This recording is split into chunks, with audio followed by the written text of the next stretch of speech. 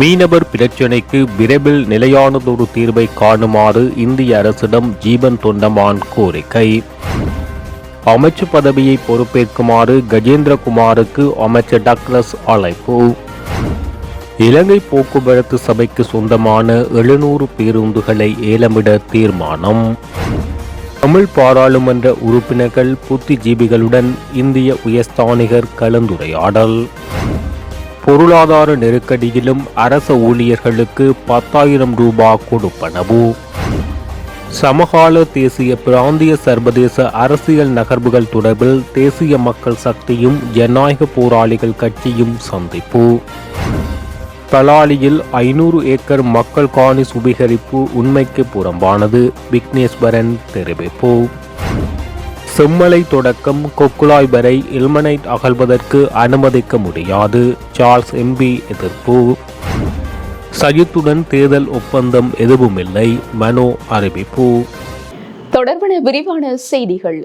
மீனவர் பிரச்சினைக்கு விரைவில் நிலையானதொரு தீர்வை காணுமாறு இந்திய அரசிடமும் ஜனாதிபதி ரணில் விக்ரமசிங்கவிடமும் கோரிக்கை விடுத்துள்ளோம் என்று இலங்கை தொழிலாளர் காங்கிரசின் பொதுச் செயலாளரும் நீர்வளங்கள் மற்றும் தோட்ட உட்கட்டமைப்பு அபிவிருத்தி அமைச்சருமான ஜீவன் தொண்டமான் தெரிவித்தார். யாழ்ப்பாணம் சிறைச்சாலையில் உள்ள 43 தமிழக மீனவர்களை அமைச்சர் நேரில் சென்று சந்தித்தார். அவர்களிடம் சுகம் விசாரித்ததுடன் அவர்களுக்குள்ள பிரச்சினைகளை கேட்டறிந்து கொண்டார். அதன் பின்னர் செய்தியாளர்களிடம் கருத்து வெளியிட்ட அமைச்சர், இன்றைக்கி நான் யாழ்ப்பாணத்தில் இருக்க சிறைசாலைக்கு வந்திருந்தேன். ஏன்னா 43 இந்திய மீனவர்களை சந்திக்க அவங்களுக்கும் நாங்கள் எடுத்து சொல்லியிருந்தோம், இந்த ஏன் அவங்க அரெஸ்ட் ஆனாங்க, எதுக்கு அரெஸ்ட் ஆனாங்கன்னு. அதை எடுத்து சொல்லும் போது அவங்களும் புரிஞ்சுக்கிட்டாங்க. அதே நேரத்தில் அந்த 43 அரெஸ்ட் ஆன இந்திய மீனவர்களில் 2 ஸ்மக்லிங் கேஸ் வந்திருக்கு. ஆனால் பாக்கி இருக்க 41 மீனவர்கள் குடும்பத்துக்கு எங்களால் முடிஞ்ச நிவாரணத்தையும் நாங்கள் அரசாங்கம் மூலியமாக இல்லை, ஆனால் எங்களோட தனிப்பட்ட ரீதியாக நாங்கள் வழங்குவோம். அது மட்டும் இல்லாமல் அநேகமாக இன்னொரு 2 இல்லாட்டி 3 வாரத்துக்குள்ளார விடுவிச்சிருவாங்க.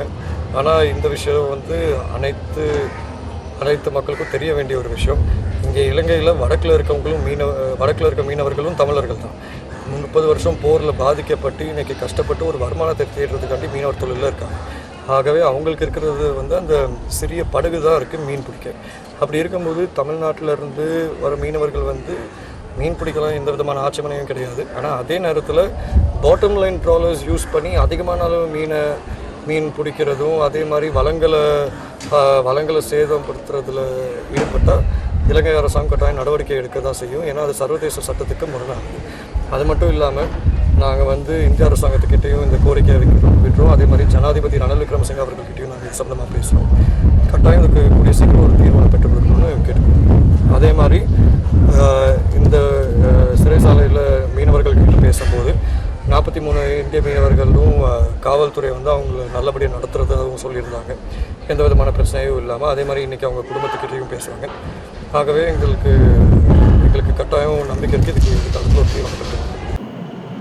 அமைச்சு பதவியை பொறுப்பேற்குமாறு பாராளுமன்ற உறுப்பினர் கஜேந்திரகுமார் பொன்னம்பலத்திடம் அமைச்சர் டக்ளஸ் தேவானந்தா கோரிக்கை விடுத்தார். நேற்றைய தினம் வெள்ளிக்கிழமை யாழ்ப்பாணம் மாவட்ட செயலகத்தில் இடம்பெற்ற மாவட்ட அபிவிருத்தி கலந்துரையாடலில் கஜேந்திரகுமார் எழுப்பிய கேள்வி ஒன்றுக்கு பதில் வழங்கும் போது அவர் இதனை தெரிவித்துள்ளார். மாவட்ட அபிவிருத்தி கலந்துரையாடலில் இந்திய மீனவர்களின் அத்துமீறல் தொடர்ந்து இடம்பெறுகிறது. தடுப்பதற்கு அனைத்து பாராளுமன்ற உறுப்பினர்களும் ஒத்துழைப்பு வழங்க வேண்டும் என கோரிக்கை முன்வைத்தார்.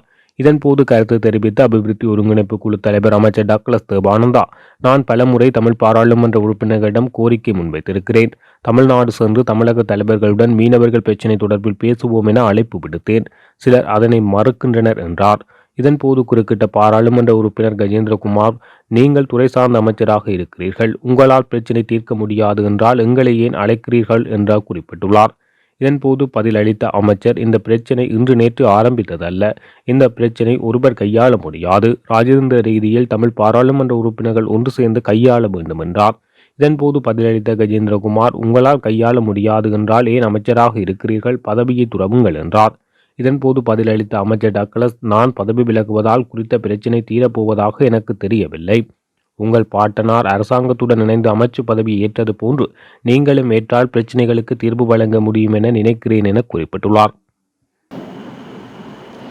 நாட்டின் மனித உரிமைகள் நிலைமைகள் குறித்து மனித உரிமை கண்காணிப்பகம் அதிருப்தி வெளியிட்டுள்ளது. மனித உரிமை மற்றும் சமூக நீதி விவகாரங்களில் இலங்கை உரிய தர நிர்ணயங்களை எட்ட தவறியுள்ளதாக குற்றம் சாட்டப்பட்டுள்ளது. பொறுப்புக்குரல் விவகாரங்களில் நிலவி வரும் குறைபாடுகள் காரணமாக நாடு பொருளாதார நெருக்கடிகளை எதிர்நோக்கி வருவதாக தெரிவித்துள்ளது. மேலும் ஜனாதிபதி ரணில் விக்ரமசிங்க தலைமையிலான அரசாங்கம் சமூக நீதி தொடர்பில் கவனம் செலுத்த தவறியுள்ளதாக சுட்டிக்காட்டப்பட்டுள்ளது. மாறாக மனித உரிமைகள் குறித்த சர்வதேச அவதானத்தை மூடி மறைப்பதற்கு முயற்சிப்பதாக மனித உரிமை கண்காணிப்பகம் தெரிவித்துள்ளது. ஜனாதிபதி தேர்தல் நடைபெறவுள்ள நிலையில் ஜனாதிபதி ரணில் விக்ரமசிங்க அரசாங்கம் விமர்சனங்களை அடக்கவும் அடக்குமுறை சட்டங்களை அறிமுகம் செய்யவும் முயற்சிப்பதாக குறிப்பிட்டுள்ளது. இவரிடம் சேவையிலிருந்து நீக்கப்பட்ட 700 பேருந்துகளை ஏலம் விடுவதற்கு இலங்கை போக்குவரத்து சபை தீர்மானித்துள்ளது. இந்த பேருந்துகள் அனைத்தும் பல வருடங்களாக சேவையில் இருந்ததாக இலங்கை போக்குவரத்து சபையின் தலைவர் லலித் டி அல்விஸ் தெரிவித்துள்ளார். இந்த நிலையில் கொழும்பு பிராந்தியத்தில் மாத்திரம் இவ்வாறான 103 சேவையில் ஈடுபடாத பேருந்துகள் உள்ளதாகவும் அந்த பேருந்துகளின் பதிவை ரத்து செய்யுமாறு அவற்றின் இலக்கங்களுடன் கூடிய அறிக்கை மோட்டார் போக்குவரத்து ஆணையாளர் நாயகத்துக்கு அனுப்பி வைக்கப்பட்டுள்ளதாக அவர் தெரிவித்துள்ளார். இதன் மூலம் டிப்போக்களில் உள்ள பேருந்துகளை இரும்புக்காக ஏலம் விட்டு அதில் கிடைக்கும் வருமானத்தில் புதிய பேருந்துகளை வாங்குவதற்கு பயன்படுத்த உள்ளதாக அவர் தெரிவித்துள்ளார். இதன்படி தற்போது இலங்கை போக்குவரத்து சபையின் 5300 பேருந்துகள் சேவையில் ஈடுபடுத்தப்பட்டுள்ளதாகவும் இந்த வருட இறுதிக்குள் பேருந்துகளின் எண்ணிக்கை 6000ஆக அதிகரிக்க திட்டமிட்டுள்ளதாக இலங்கை போக்குவரத்து சபை தெரிவித்துள்ளது. இலங்கை, இந்தியா மற்றும் மாலைதீவு ஆகிய நாடுகளுக்கு அமெரிக்க துணை வெளியுறவு செயலாளர் ரிச்சர்ட் வர்மா 6 நாட்கள் உத்தியோகபூர்வ விஜயம் ஒன்றை மேற்கொள்ள உள்ளார். நாளை முதல் எதிர்வரும் 23ஆம் தேதி வரை அவர் குறித்த நாடுகளுக்கு விஜயம் மேற்கொள்ள உள்ளதாக தெரிவிக்கப்பட்டுள்ளது. இந்த ராஜதந்திர விஜயத்தின் போது இலங்கை உள்ளிட்ட நாடுகளுடனான இருதரப்பு உறவுகளை வலுப்படுத்துவது தொடர்பில் அவர் கலந்துரையாடல்களை மேற்கொள்ள உள்ளார் என எதிர்பார்க்கப்படுகிறது. அவரது இலங்கை விஜயத்தின் போது அமெரிக்க இலங்கை பாதுகாப்பு மற்றும் கடல்சார் பாதுகாப்பு ஒத்துழைப்பை வலுப்படுத்துவது குறித்து கவனம் செலுத்தப்படும் என தெரிவிக்கப்பட்டுள்ளது. இதேவேளை இலங்கை விஜயத்தின் போது கொழும்பு துறைமுக நகரத்துக்கும் அமெரிக்க துணை வெளியுறவு செயலாளர் ரிச்சர்ட் வர்மா விஜயம் மேற்கொள்வார் என அறிவிக்கப்பட்டுள்ளது. இலங்கைக்கான இந்திய உயர்ஸ்தானிகர் ஸ்ரீ சந்தோஷியா தமிழ் நாடாளுமன்ற உறுப்பினர்கள் மற்றும் புத்திஜீவிகள் உள்ளிட்ட சிலரை யாழ்ப்பாணத்தில் சந்தித்து கலந்துரையாடியுள்ளார். நேற்றிரவு 7:30 மணிக்கு யாழ்ப்பாணத்தில் உள்ள தனியார் விருந்தினர் விடுதியொன்றில் இந்த சந்திப்பு இடம்பெற்றது. குறித்த சந்திப்பில் பாராளுமன்ற உறுப்பினர்களான சுமந்திரன், ஸ்ரீதரன், சித்தார்த்தன், செல்வம் அடைக்கலநாதன், அங்கஜன் ராமநாதன், கஜேந்திரகுமார் பொன்னம்பலம், கஜேந்திரன், முன்னாள் பாராளுமன்ற உறுப்பினர்களான சுரேஷ் பிரேமச்சந்திரன், சரவணபவன், சிறைகாந்தா, வடக்கு மாகாண சபை அவைத்தலைவர் CVK சிவஞானம், வடக்கு மாகாண சுகாதார பணிப்பாளர் வைத்தியர் சத்தியமூர்த்தி, யாழ் மாவட்ட செயலாளர் அம்பலவான சிவபாலசுந்தரன், யாழ்ப்பாணம் மற்றும் வவுனியா பல்கலைக்கழக துணைவேந்தர்கள், அரசியல் ஆய்வாளர் நிலாந்தன் உள்ளிட்ட பலர் கலந்து கொண்டனர். புதிய இந்துவ உயர்ஸ்தானிகர் வடக்குக்கு விஜயம் செய்திருக்கிறார். யாழ்ப்பாணத்துக்கு வந்ததையொட்டி ஒரு சிறிய சந்திப்பு இரவு உணவோடு ஒழுங்கு செய்யப்பட்டிருந்தது. அதிலே அவர் யாழ்ப்பாணத்தில் இருக்கிற அரசியல் தலைவர்கள், பல்கலைக்கழக சேர்ந்த சமூகத்தைச் சேர்ந்தவர்கள் என்று சிலரை இன்றைக்கு சந்தித்து உரையாடியிருக்கிறார். பலரை அவருக்கு அறிமுகம் செய்து வைத்திருக்கிறார்கள். இங்கே இருக்கிற விசேட பிரச்சனைகளை குறித்து அவரோடு கலந்துரையாடியிருக்கிறோம். ஒரு பொதுவான கூட்டமாக இல்லாமல் சாதாரண ஒரு சந்திப்பிலே நாங்கள் உரையாடினதாகத்தான் இருந்திருக்கிறது. இந்திய மீனவர் பிரச்சனை சம்பந்தமாக எங்களோடு பேசின போது நாங்கள் அவரிடத்திலே அதனை குறிப்பிட்டு சொன்னோம். அவருக்கு அது தெரிந்த விடயம். அது பற்றி தான் ஏற்கனவே டெல்லிக்கு கடிதம் ஒன்று எழுதியிருப்பதாகவும் இது விரைவிலே தீர்க்கப்பட வேண்டும் என்று ஒரு நிலைப்பாட்டை தான் எடுப்பதாகவும் சொன்னார். ஆனால் அதே வேளையிலே இங்கே இருக்கிற கடல் அட்டை பண்ணைகளை பற்றி சீனாவின் வருகை மூலமாக கடல் அட்டை பண்ணைகள் செய்யப்படுவது, அதுவும் எங்களுடைய மீனவர்களுடைய வாழ்வாதாரத்தை பாதிக்கிற விடயங்கள், அதை பற்றி ஒருவரும் பெரிதாக பேசுவதை தான் கேட்க முடியாமல் இருக்கிறது என்று சொன்னார். நாங்களும் அதற்கான விளக்கங்களை சொன்னோம். பல இடங்களிலே எங்களுடைய மீனவர்கள் தொழில் செய்ய முடியாத அளவுக்கு அந்த கடற்படுக்கை குத்தகையிலே கொடுக்கப்பட்டிருக்கிறது. அதற்கு எதிரான பல நடவடிக்கைகள் நாங்கள் எடுத்திருக்கிறோம். சீனாவின் வருகை சம்பந்தமாக பகிரங்கமாக நாங்கள் சில நிலைப்பாடுகளை எடுத்திருக்கிறோம். நான் பாராளுமன்றத்திலே பல தடவைகளில் இதை குறித்து பேசியிருக்கிறேன்.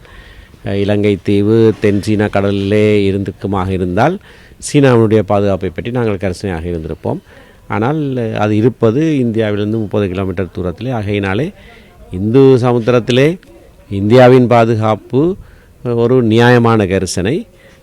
ஆகவே நாங்கள் சீனா இங்கே வந்து ஆக்கிரமிப்பதை அல்லது நிலை கொள்ளுவதை நாங்கள் விரும்பவில்லை என்பதை தெளிவாக பகிரங்கமாக நாங்கள் சொல்லியிருக்கிறோம்.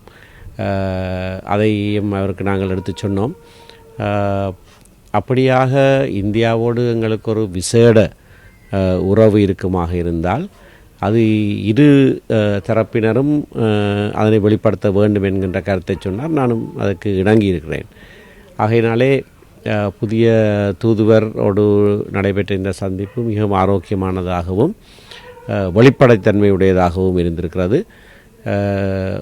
எங்களுடைய கரிசனைகள், அவர்களுடைய கரிசனைகள், இந்த இரண்டையும் ஒருவருக்கொருவர் நாங்கள் புரிந்து கொண்டவர்களாக ஒருவருக்கொருவர் ஆதரவாக செயற்பட வேண்டும் என்கின்ற கருத்து இன்றைக்கு நிலவி இருக்கிறது.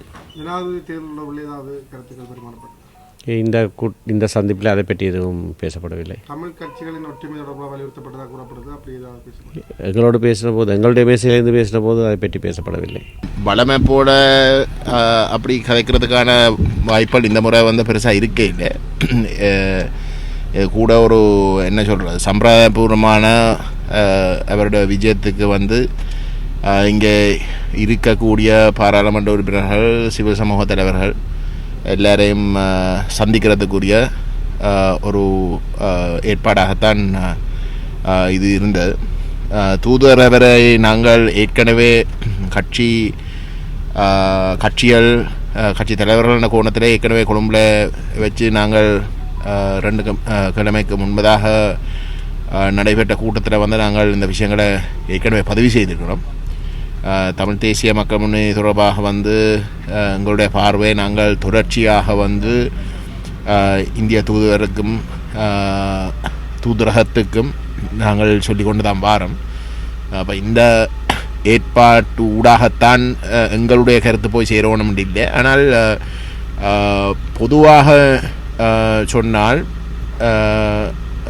அந்த கிடைச்ச சந்தர்ப்பங்கள் ஒரு 10-15 நிமிஷத்தில் கூட நாங்கள் மட்டுமல்ல, நான் நினைக்கிறேன் பொதுவாக இருந்த அனைவருடைய எதிர்பார்ப்பும் வந்து இன்றைக்கு வெறுமனே பூகோள நிலங்கள் என்ற கோணத்தில் பார்க்குறதை தாண்டி தமிழ் மக்கள் சார்ந்த விடயங்களையும் வந்து இந்தியா போன்ற ஏனைய நாடுகளும் அக்கறை எடுக்கணும். அதை சரியான கோணத்தில் வந்து அணுகாவிட்டால் வந்து ஒட்டுமொத்தமாக வந்து இலங்கையில் இருக்கக்கூடிய அரசியல் நிலைமையிலே வந்து பாரதூரமான விளைவுகளை கொண்டு வரும். அந்த விளைவுகள் வந்து இந்திய மற்ற மேற்கு நாடுகள் போன்ற தரப்புகள், இந்த பூகோள போட்டியிலே இருக்கக்கூடிய தரப்புகளுக்கும் வந்து விசேஷமாக மேற்கு இந்திய நாடுகளுக்கு வந்து பாதிப்புகளை கொண்டு வரமென்ற ஒரு பொதுவான ஒரு அபிப்பிராயம் வந்து எல்லா மட்டத்திலையும் வந்து பொதுவாக இருந்தது. இன்றைக்கு ரணில் விக்ரமசிங்க வந்து தங்களுக்கு ஒரு விசுவாசமான ஆளண்டபடியால் அந்த விடயங்கள் எல்லாத்தையும் வந்து அவர் செய்கிற தவறுகள், இந்த அரசாங்கம் செய்கிற தவறுகள் எல்லாத்தையும் வந்து கண்டும் காணாமலும் இருக்கிற வந்து ஒரு பொருத்தமான ஒரு செயலாக இருக்காதுன்ற ஒரு கருத்து பரவலாக வந்து இருந்தேன் நான் நிற்கிறேன். எங்கள் மட்டத்தில் வந்து நாங்கள் பெரிய அளவில் வந்து ஆழமாக வந்து நாங்கள் கதைக்காவிட்டாலும் வந்து அங்கே கலந்து கொண்ட மக்கள் மட்டத்தில் வந்து அப்படிப்பட்ட ஒரு அபிப்பிராயம் உண்டு பொதுவாக இருந்தாக வந்து நாங்கள் அவதானிக்கக்கூடியதாக இருந்த. என்னை பொறுத்தவரையில் வந்து நாங்கள் தொடர்ந்தும் இந்த சர்வதேச சமூகத்தோடு வந்து அவங்கள் இப்போதைக்கு வந்து தங்களுக்கு இருக்கக்கூடிய அந்த பூகோள நலன் சார்ந்த சிந்தனைகளில் வந்து எங்களோட கருத்தை எடுத்தாலோ எடுக்காவிட்டாலும் கூட நாங்கள் தொடர்ந்து முடிச்சு கொண்டு வந்து நாங்கள் எங்களோட கருத்துக்களை வந்து கிடைக்கிற சந்தர்ப்பங்களை வந்து பதிவு செய்ய வேணும் என்றது தான் எங்களுடைய அணுகுமுறை. அதை நாங்கள் தொடர்ந்து செய்வோம். ஜனாதிபதி தேர்தலோட கருத்துக்கள் ஒன்றும் பேசப்படவில்லை. தமிழ் கட்சிகளின் ஒற்றுமையை வலியுறுத்தியதாக கூறப்படுது, அவ்வாறு எதுவும் பேசப்பட்டது? எங்களோட அப்படி எதுவுமே பேசவில்லை. அதுதான் நான் இப்போ எங்களோட நேரடியாக பேசப்பட்ட என்று சொன்னால் உண்மையிலே இந்த இந்தியான் நிகழ்வு ஒரு சம்பிரதாயபூர்வமான ஒரு நிகழ்வாக தான் நான் பார்க்குறேன். பெரிய அளவில் ஆழமாக நாங்கள் பேசக்கூடிய ஒரு சந்தர்ப்பம் இருக்க இல்லை. ஆனால் ஏற்கனவே நாங்கள் அந்தந்த நேரத்தில் நாங்கள் மேற்கொள்கின்ற சந்திப்பு தொடர்பாக வெளிப்படையாக நாங்கள் எங்களுடைய கருத்துக்களை நாங்கள் பதிவு செய்து கொண்டு வருகிறோம். அந்த அடிப்படையில் அது தொடரும், அது காலத்தில் தொடரும். ஆனால் இந்த நிகழ்வில் அப்படி ஒரு ஆழமான ஒரு விஷயம் எதுவும் ஏற்பட்டதாக நான் கவனிக்க இல்லை.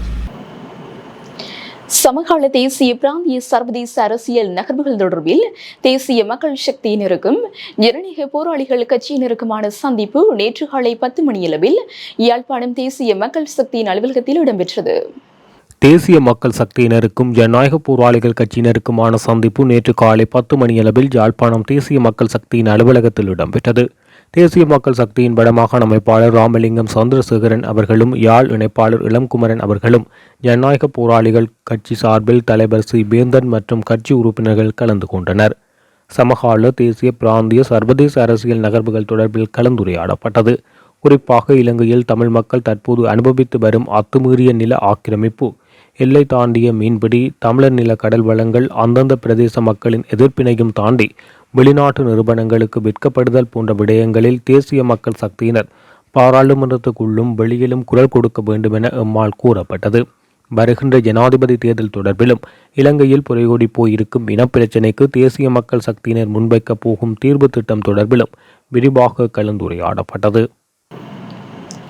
பலாலி விமான நிலைய விரிவுபடுத்தல் சம்பந்தமாக மக்களின் 500 ஏக்கர் நிலப்பரப்பு கையகப்படுத்தப்பட உள்ளதாக வெளியான செய்திகள் பொய்யானது எனவும், அப்படி எந்த விதமான எண்ணமும் இந்தியாவிற்கு இல்லை எனவும் இலங்கைக்கான இந்திய தூதுவர் ஸ்ரீ சந்தோஷ் ஜா தெரிவித்ததாக பாராளுமன்ற உறுப்பினர் சி.வி. விக்னேஸ்வரன் தெரிவித்தார். இலங்கைக்கான இந்திய உயர்ஸ்தானிகர் சந்தோஷ் ஜா தமிழ் பாராளுமன்ற உறுப்பினர்கள் மற்றும் புத்திஜீவிகள் உள்ளிட்ட சிலரை நேற்றைய தினம் யாழ்ப்பாணத்தில் சந்தித்து கலந்துரையாடினார். இதன் பின்னர் ஊடகங்களுக்கு கருத்து தெரிவிக்கும் போதே பாராளுமன்ற உறுப்பினர் விக்னேஸ்வரன் இதனை தெரிவித்துள்ளார்.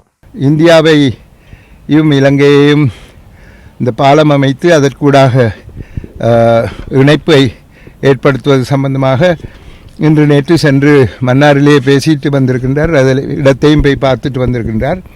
ஆகவே வெகு விரைவிலே அது சம்பந்தமான ஒரு இணைப்பு சம்பந்தமான நடவடிக்கைகள் ஏற்படும் என்று நம்புகின்றேன். கேள்விகள் கேட்கப்பட்டன. பலாலி விமான நிலையம் விரிவுபடுத்தல் விஸ்தரிப்பு சம்பந்தமாக இன்னொரு 500 ஏக்கரை எடுக்கப் போகின்றார்கள் என்று நீங்கள் ஒவ்வொன்றும் பத்திரிகைகளை குறிப்பிடுவதை ஏற்றுக்கொள்ளக்கூடாது.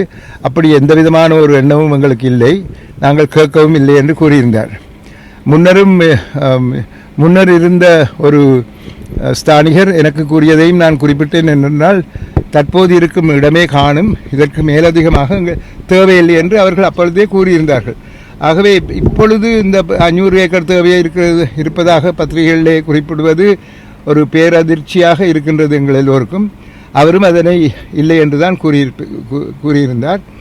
இவ்வாறான பல விடயங்களை நாங்கள் பேசிக்கொண்டோம். அதாவது பொருளாதார ரீதியாக செயற்திட்டங்கள் ரீதியாக முன்னேற்றம் கண்டால் மக்களுக்கு வாழ்வாதாரம் முன்னேற்றம் அடையும், அவர்களுக்கு வேலை கிடைக்கும், இந்த போக்குவரவு லேசாக நடைபெறும். அதே நேரத்திலே அரசியல் ரீதியாகவும் நன்மைகளை பெற்றுக்கொள்ளலாம் என்ற கருத்தை அவர் எங்களுக்கு தந்திருந்தார். அவர் அதை பற்றி எதுவுமே குறிப்பிடவில்லை. முல்லைத்தீவு மாவட்டத்தில் செம்மலை தொடக்கம் கொக்கிலாய் வரையான கடற்கரையோரத்தில் எல்மனைட் அகழ்வதற்கு முல்லைத்தீவு மாவட்ட அபிவிருத்தி ஒருங்கிணைப்பு குழுவின் அனுமதி கோரப்பட்ட நிலையில் வன்னி மாவட்ட நாடாளுமன்ற உறுப்பினர் சார்ல்ஸ் நிர்மலநாதனின் கடுமையான எதிர்ப்பை அடுத்து குறித்த அனுமதியை அபிவிருத்தி குழு நிராகரிப்பதாக தீர்மானித்துள்ளது.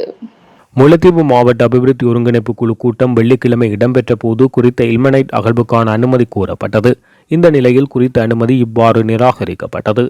செம்மலை தொடக்கம் கொக்குழாய் வரை எல்மனைட் அகழ்ந்தால் அருகே உள்ள வயல் நிலங்கள் பாதிக்கப்படும் எனவும், செம்மலை பகுதியில் அமைக்கப்பட்டுள்ள உபநீர் தடுப்பணை சேதப்படுத்தப்படும் எனவும், பாரிய இயற்கை அனர்த்தங்கள் ஏற்படும் வாய்ப்புகள் இருப்பதாகவும் இதன் போது சார்ல்ஸ் நிர்மலநாதன் சுட்டிக்காட்டினார். மாவட்ட அபிவிருத்தி ஒருங்கிணைப்பு குழு அனுமதி வழங்காத விடயத்தை மத்திய அரசாங்கம் ஒருபோதும் அனுமதிக்க கூடாதெனவும் செம்மலை தொடக்கம் கொக்குலாய் வரை இல்மனைட் அகழ்வதற்கு ஒருபோதும் அனுமதிக்க முடியாதென சார்ல்ஸ் நிர்மலநாதன் இதன்போது கடுமையான எதிர்ப்பை வெளியிட்டார். இதையடுத்து முல்லைத்தீவு மாவட்ட அபிவிருத்தி குழு இந்த அனுமதி கோரிக்கை நிராகரிப்பதாக முடிவெடுத்ததுடன் இல்மனைட் அகழ்வால் ஏற்படும் பாதிப்பு நிலையை சுட்டிக்காட்டி உரியவர்களுக்கு அறிக்கை அனுப்பப்படுவதெனவும் முடிவெடுக்கப்பட்டது. ஐக்கிய மக்கள் சக்தியின் தவிசாளர் பதவியிலிருந்து நாடாளுமன்ற உறுப்பினர் சரத் பொன்சேகா விரைவில் நீக்கப்பட உள்ளதாக செய்திகள் வெளியாகியுள்ளன. கட்சி தலைவரையும் கட்சியால் எடுக்கப்படும் முடிவுகளையும் பொன்சேகா வெளிப்படையாக விமர்சித்து வருவதால் பலரும் கட்சி தலைவரிடம் முன்வைத்த தொடர்ச்சியான கோரிக்கைகளால் இந்த முடிவு எடுக்கப்பட்டுள்ளதாக தெரிவிக்கப்பட்டுள்ளது. இதேவேளை சஜித்துக்கும் சரத் பொன்சேகாவுக்கும் இடையில் முருகல் நிலை ஏற்பட்டிருந்த நிலையில் முன்னாள் இராணுவ தளபதி தயா ரத்நாயக்காவை ஐக்கிய மக்கள் சக்தியில் இணைத்துக் கொண்டதை அடுத்து பிரச்சினை உக்கிரமடைந்த விடயம் பொதுவெளிக்கு வந்தது. எனினும் கட்சியை விட்டு வெளியேறும் திட்டம் இல்லை என பொன்சேகா தெரிவித்துள்ளார். அண்மையில் தமிழ் முற்போக்கு கூட்டணிக்கும் ஐக்கிய மக்கள் சக்திக்கும் இடையில் ஏற்படுத்திக் கொண்ட ஒப்பந்தம் தேர்தல் கூட்டு ஒப்பந்தம் இல்லை என முற்போக்கு கூட்டணியின் தலைவர் மனோ கணேசன் அறிவித்துள்ளார். ஐக்கிய மக்கள் சக்தியுடன் தமிழ் முற்போக்கு கூட்டணி செய்து கொண்டது சமூக நீதி உடன்பாடாகும்.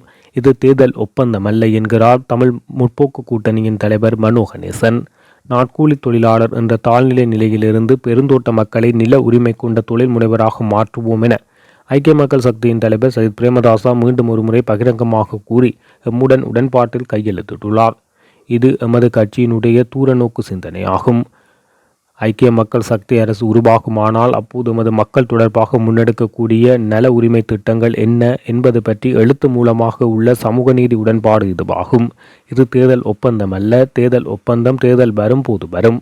தேசிய அளவில் நடந்துள்ள இந்த நிகழ்வு பற்றி கேள்வி எழுப்பும் ஜனாதிபதி விக்ரமசிங்கவின் ஐக்கிய தேசிய கட்சி கூட்டணி, அனுரகுமாரவின் ஜேபிபி கூட்டணி தரப்புகளுக்கு இந்த சமூகத்தின் நீதி உடன்பாடு விவரங்களை அனுப்பி வைக்க நாம் தயார். அவர்களது பதில் நிலைப்பாடுகள் என்ன என அவர்கள் எமக்கு அறிவித்தால் அவை பற்றியும் கலந்தாலோசிக்க நாம் தயார். ரணிலும் அனுரவும் தயாரா என தமிழ் முற்போக்கு கூட்டணியின் தலைவரும் கொழும்பு மாவட்ட பாராளுமன்ற உறுப்பினருமான மனோ கணேசன் கேள்வி எழுப்பியுள்ளார். இந்த நாட்டில் வாழும் 15 லட்சம் மலையக தமிழ் மக்கள் என்ற இன அடையாளத்துக்குள் சரிபாதி சனத்தொகை இன்னமும் பெருந்தோட்டங்களில் வாழ்கிறார்கள். இந்த நாட்டில் ஏனைய மக்களுடன் ஒப்பிடும் போது இந்த பெருந்தோட்ட மக்கள் சமூக பொருளாதார வளர்ச்சியில் இந்த நாட்டில் பின்தங்கியவர்கள். இதற்கு காரணம் வெளிநாட்டு அரசியல்வாதிகள் மட்டுமே என்ற கவர்ச்சிகரமான பிரசாரம் முன்னெடுக்கப்படுகின்றது. இது வரலாற்றை திட்டமிட்டு மூடிமறைக்கும் சூழ்ச்சி. இந்த கண்ணாம்பூச்சியை கவர்ச்சி கதையில் நாம் மயங்கிவிடக்கூடாது. மலைநாட்டு அரசியல்வாதிகள் மீது பெரும் குற்றச்சாட்டுகள் உள்ளன. அவற்றுள் உண்மைகளும் உள்ளன. ஆனால் எமது மக்களின் குறை வளர்ச்சிக்கு முதல் 3 காரணங்கள் பேரினவாதம், இந்திய அரசு, இங்கிலாந்து அரசு ஆகியவையாகும் என குறிப்பிட்டுள்ளார். சுதந்திரம் பெற்றவுடன் எமது குடியுரிமை, வாக்குரிமை பறித்து எமக்கு இன்று காணி, கல்வி, சுகாதாரம் ஆகிய உரிமைகள் முழுமையாக இல்லாமல் எம்மை பெருந்தோட்ட அமைப்புக்குள்ளே 2ஆம் தர பிரஜைகளாக வைத்திருப்பது பேரினவாதமாகும்.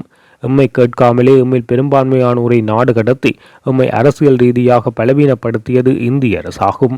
எம்மை அங்கே அழைத்து வந்து எமது உழைப்பில் நன்கு சம்பாதித்து விட்டு எம்மை அம்போயென விட்டு ஓடியது இங்கிலாந்து அரசாகும். இந்த வரலாற்றால் ஏற்பட்டுள்ள தாழ்மை நிலைமைகளில் இருந்து வெளியே வருவது சுலபமான காரியம் அல்ல என குறிப்பிட்டுள்ளார். இத்துடன் ஜெஃப்னக்லரியின் மதிய நேர பிரதான செய்திகள் நிறைவடைகின்றன. மேலதிக செய்திகளை அறிந்து கொள்ள www.jeffnaglery.lk என்ற இணையதளத்தினூடாக இணைந்து கொள்ளுங்கள்.